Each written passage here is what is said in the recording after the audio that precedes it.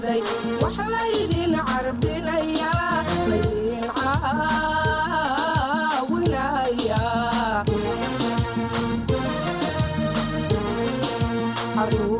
caruurtii Soomaalida wax la idin carbinaya laydin caawinaya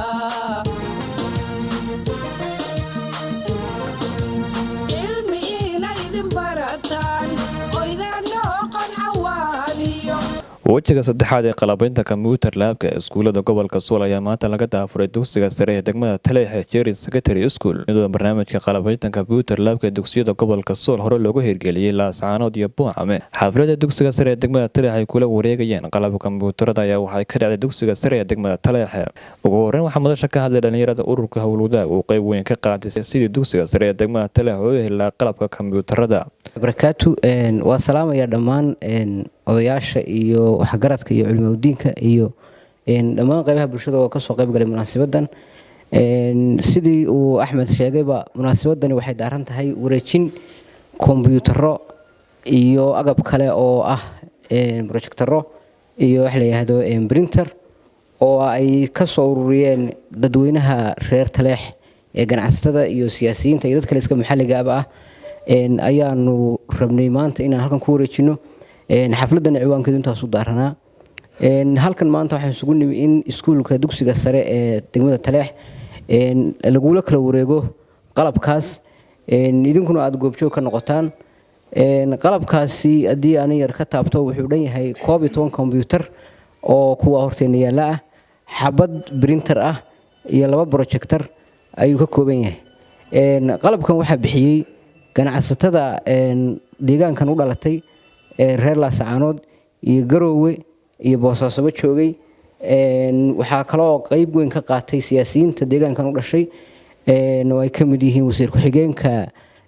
maaliyadda Puntland Cabdi Qowdhan Warsame madaxweyne ku xigeenka Puntland rag kale oo deegaanka u dhashay oo ka tirsan dawladda federaalka Soomaaliya oo ka mid yahay Cabdisalaan Guray Cartan ninkan barbarkan fadhiyo Axmed Daakir iyo dhammaan dad kale oo ganacsato ah oo iyana deegaanka ka tirsan runtii warbixintii waxa dhameeyay Axmed Shiinche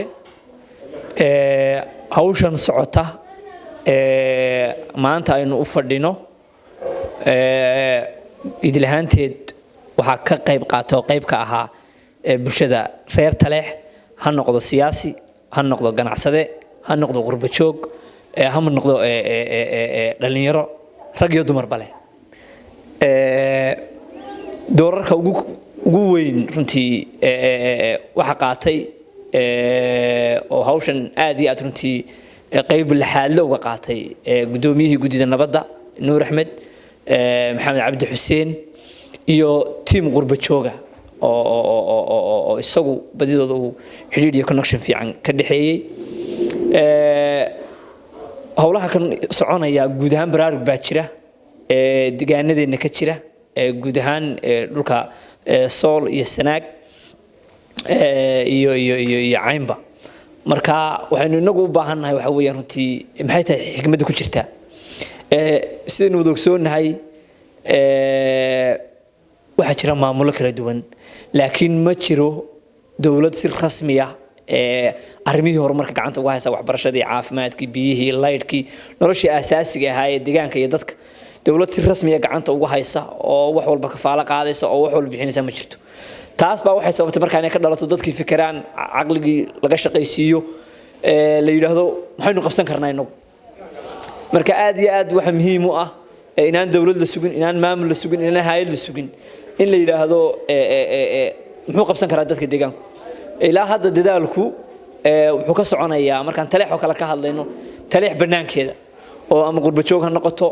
ama ganacsatadii ha noqoto gobolada jirtay ama siyaasiyiintii deegaanada kala joogtay ha noqoto waxa loo baahan yahay markaa doorkii reer Taleex insha Allah bidmillaahi kariim inaad idinku muujisaan uqaasha waxgaradka iyo maamulka sare ee dugsiga ayaa dhamaantood u mahad celiyay cid walba oo qayb qaadatay inuu helo maanta dugsiga sare ee Taleex qalabka kombiyuutarka bacda salaam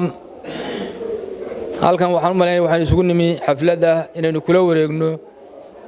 kombiyuutaradaas shaashada inoo ka muuqda ama sawirka inoo ka muuqda oo ay inoo keeneen dad deegaankan u dhashay waa kala wareegnay siday tahay baan ugula wareegnay taa markaan ka gudbo iskuulkan waxaa aasaasay ilaahay ajar iyo xasanaad ha ka siiye jaaliyad u dhalatay deegaankan waxayna ugu talagaleen ardaydu marka ay ka baxaan dugsiyada dhexe inaanay meel kale u doonan waxbarasho ay secondarygeeda halkan ku dhamaystaan ilaahay mahadi taasi waa noo hirgashay waxaa aabbaw ahaa ilaahay ajar iyo xasanaad ha ka siiye cabdulaahi daahir xasan oo hadda xafladda nala jooga waa ila tahay qof walba wuxuu qabtay taariikhda ayaa xusi doonta haddii ilaahay idmo waa wax aad iyo aad loogu farxo maanta in dhallinyaro ay da'daasi ay isxilqaamaan wakhtigooda ku lumiyaan xoogooda dhaqaalahooda wax walba oo ay inoogu keenaan taleexo go'doona ay kombiyuutarada maanta inoogu keenaan soo abaabushay gobolka Sool soo abaabushay qorshahan waxaan kale oo mahadnaq siinaya isagana u mahad celinaya hawlo badan oo nagula jiro wasiir ku-xigeenka maaliyadda Cabdi Qowdhan oo deegaanka anu fursadaha kan oo dhan ka hadli maayo reer Taleex waxaan u sheegayaa kulay rag aqoon yahanaa oo maanta waxa laga yaabaa dadka qariibka ah oo cusub ay hadaladooda si fiican kulay u dhageystaan ma filaya waxaan jecelahay inta joogtaan inaan kaga faa'iideysano reer Taleex iyo dadkeeda inay Taleex waxa ay miisaanka ay leedahay in la baro dadka loo sheego inaad barataan taamarkan ka gudbo barnaamij kala jira adduunka hadda waa laga tagay wax cid wax loo keeno cid wax la iska siiyo waxa adduunka waxa lagu wada noolyahay contribution wax keenso aan wax kugu dareen maanta inaga baalkan dhisanana Soomaa laamiga yar magaalada gudaheeda ku yaala waa lacagteeni waa hantida rag ganacsatada ah way fadhiyaan hadda lacagta laga qaaday barnaamij ka weyn baa jira waxaan rabnaa barnaamijka ka weyn sidii aad uga faa'iideysan lahaydeen Dr. Mustafa Cabdi Maxamed oo shakhsi ugu horeeyay lahaa fikradda qalabaynta kombiyuutarada gobolka Sool ayaa ugu baaqay bulshada reer Taleex inay ilaashadaan qalabkan kombiyuutarka arintani shalay boo camaan joognay oo intoona in leeg sidoo Axmed Bey noo sheegay aanu ka furnay xudun baan u sii soconaa iyo kala beeriyagana aan ka furno insha Allah waxaan rajaynaynaa meelo dhiman oo kale sida Caroole iyo Woodwood iyo dhulka kalena inaanu gaadhno ilaa iyo ma garanaysaa Buuhoodle insha Allah sidii waqtigu marba noogu saamaxo waxaan rabnaa secondaryada deegaankan oo dhan in laga hirgeliyo ardaygu inuu heli karo kombiyuutaradan hawshan markaan soo bilownay waanu ka soo bilownay Laascaanood arinta aad ii dhiirigelisay waxay arin uu sheegay Axmed Jinje maalmaha kamida maraan Taleex ka sheekaysanay